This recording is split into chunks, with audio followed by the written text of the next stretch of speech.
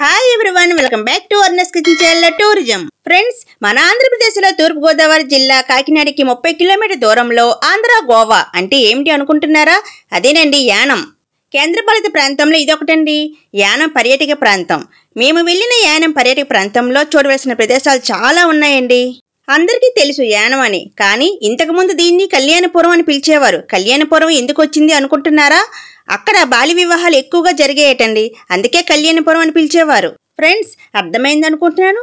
మరి మన ఆంధ్ర గోవాలో చూడవలసిన ప్రదేశాలు అంటే యానంలో Vinayaka temple, Rajiv Gandhi beach road అందాలు, యానం బీచ్ అంటే Rajiv Gandhi beach, Saint Ann's Roman Catholic church, 45 కోట్ల రూపాయల ఖర్చుతో ఈఫిల్ టవరు మరియు 26 అడుగుల ఎత్తుగల భారతమాత కాంస్య విగ్రహం.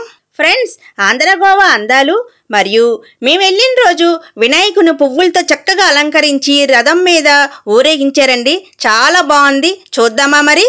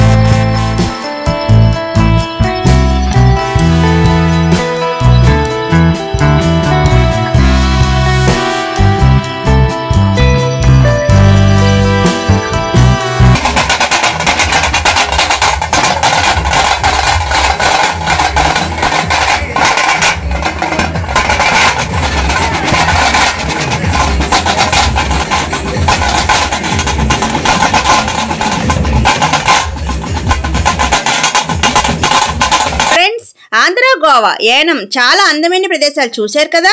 ఎలాగో తప్పకుండా కామెంట్ చేయండి, లైక్ చేయండి, సబ్స్క్రైబ్ చేయండి, పక్క బెల్ ఐకాన్ ప్రెస్ చేయండి.